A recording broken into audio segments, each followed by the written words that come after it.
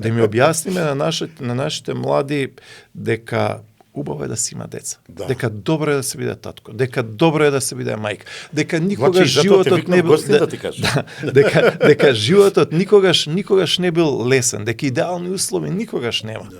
Но дека животот не може да Нашите баби чека. и дедовци што ги спомна немаа никакви услови. Така е. Ама мене ме воспитуваше баба која родила 8 деца, 2 починале, 5 керки и син.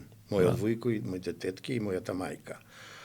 Па зошто не се обидиме, сега у презент тајм те враќам, зошто не се обидиме од најмали нози, рани години, од градинката, па основното училиште, семени вредности на нашите деца да им наметнеме, а не некоја западна култура или субкултура да им кажува индивидуализмот е врв на све и не им кажеме дека семејството е основната клетка која развива општество и држава.